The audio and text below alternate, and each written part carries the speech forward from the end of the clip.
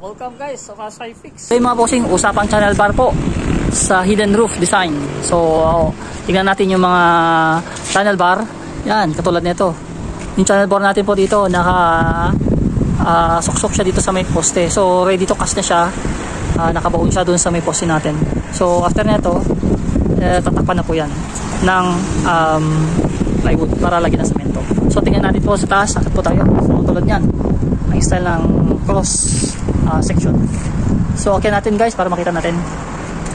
So paakyat na tayo, dito tayo sa ating taas, dito sa malapit na katotohanan. Ito yung ating hidden roof design. Isang slope lang siya guys, pupunta dyan, pupunta doon, tapos connection yan. Lahat po yan ng connection sa may hollow blocks, sa may channel bar. Paikot yan guys, wala doon sa dulo, pag ganyan. Yan, connection. So kung makikita nyo dito guys, dalawa yung channel bar nya. Kasi yung poste nya, saka yung terrace nya may sub poste kasi siya dyan. Kasi dito sa baba is terrace. So nakahang siyang ganun, terrace. May poste lang siya na nilagay dito. Pero kung original poste dito po, kaya naglagay tayo ng sun channel bar yan sa original poste. Kasi itong poste nito, diretso dun sa pinaka ground nya. Ito, dito lang yan sa second floor. Yung poste niyan, dito lang umangat siya.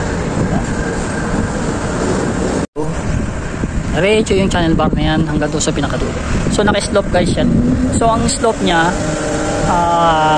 doon isang hollow block ang taas, dito naman so tatlong hollow block yung taas. So ang slope nito isang hollow block yung doon sa pinakadulo nya doon sa kabila. Tapos 1, 2, 3 yung taas ng ano. Yan yung slope ng ating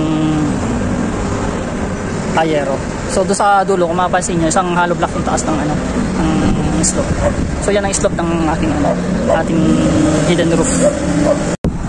Yan, 2x4. Mapapansin nyo guys, pagkatapos ng beam, tapos inuna ko yung hollow blocks, paikot. Tapos inuli ko itong mga poste. So yung mga iba kasi, inuuna yung poste. So sa akin guys, inuhuli ko siya. Nung itong mga channel bar, saka ko lalagyan ng concrete yung poste. Bakit kamo? Kasi ibabaon ko yung channel bar.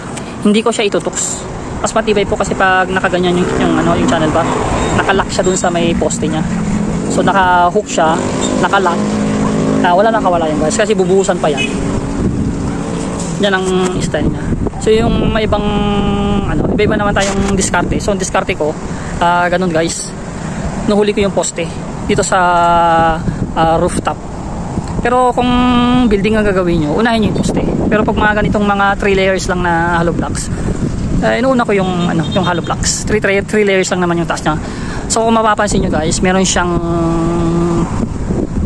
preparation ng tie beam doon sa taas ng hollow block. So yun ang purpose niya para mag-lock yung mga hollow block niya dyan paikot. So lalagyan lahat yan. So nag-end na kasi dito. So bukas itutuloy nila yan guys.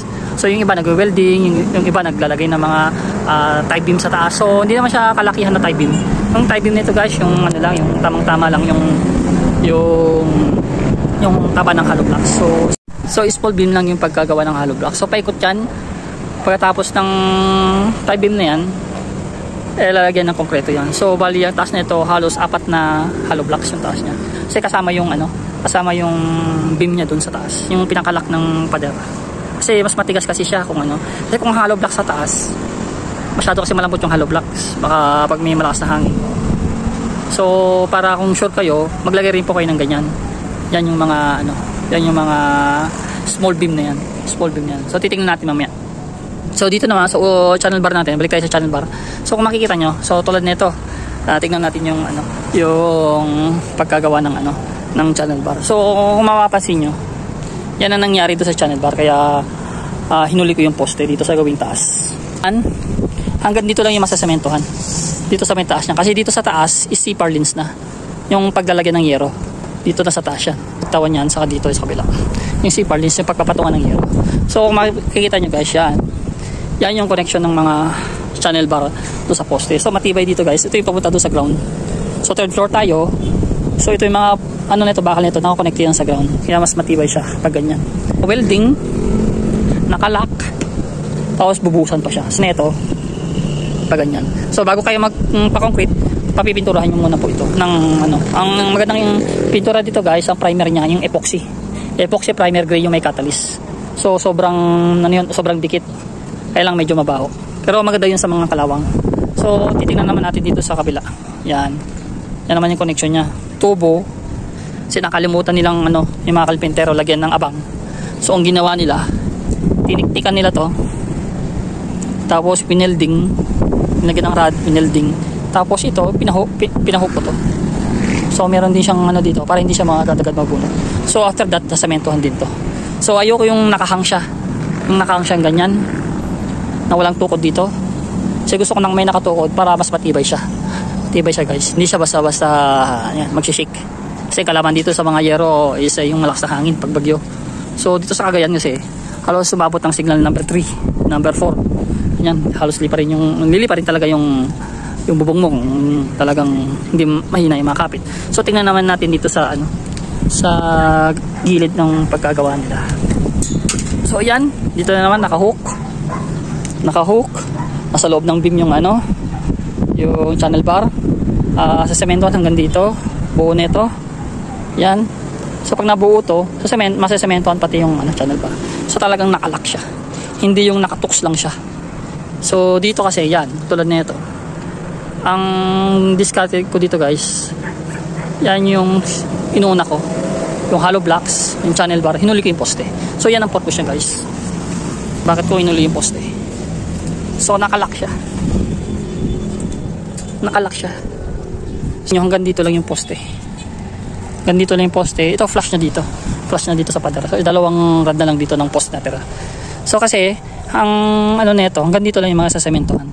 Hanggang dito lang. So dito kasi yung C purlins. Ito yung C purlins papunta doon. May connection yan doon. Yung pagsasemento nito guys, hanggang dito lang. Hanggang dito tapos naka-flash na dito yung diretsong poste niya. Hanggang doon lang kasi kung dinaretso to guys, tatama ito na doon sa yero. Kasi ang yero natin pag doon nadadaanan to ng yero. So hanggang dito lang talaga yung buhos niya. Hindi pwedeng idiretso ito kasi tatama yung yero. Sapa naglagay kayo ng mga gutter dito, yung flashing niya pag ganun. So dapat ano ko to, naka-flash din to. Flash dito sa may hollow block. Yan guys. So kaya dalawa na lang yung natira doon sa poste niya. Sa taas, sa gawing taas. So hanggang dito lang yung pinaka ano niya, may bukol siya dito na pag ganyan. Magle-letter L yung kanyang ano dito poste.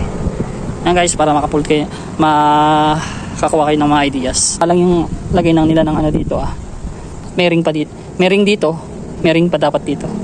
So hindi ko na-check yung mga ano. Hirap talaga pag di mo natutukan yung mga kalpintero kung ano-ano yung ginagawa nila. Tingnan naman natin yung ano, yung concrete gutter. Kung ano na nangyari. Every 2 years lagyan mo siya ng yung waterproofing. Itong pipintura mo siya. After ma-finishing hindi ganito guys. So fi-finishing pa to. Ito, saka dito. Sa kanya lalagyan ng waterproofing. Ganon yung ganito lang yung ano niya, channel bar niya, punta doon sa dulo. Yan. So doon sa kabila hindi pa tapos. So kalahati pa lang yung natapos nila, nalagyan ng channel bar. So pagkatapos ng channel bar, gagawin nila na itong mga poste, bubuhusan na nila yan. Tapos saka mag-finishing. Then tapos mag-finishing, lalagyan na ng C purlins. Yung C purlins yung kulay yan. Yun. Yung kulay, paglagay nun, pagkatapos nun mag-finishing, mag-C purlins sila. Tapos C purlins, yero na. Pagkatapos ng C purlins, maglalagay ng mga flashing na. Yung sa mga gilid-gilid niya. Yan guys. So ganito na lang guys. Kung may mga comment kayo o additional sa ating roof design, hidden roof design sa paglalagay ng channel bar dito sa hidden roof, comment below lang po kayo.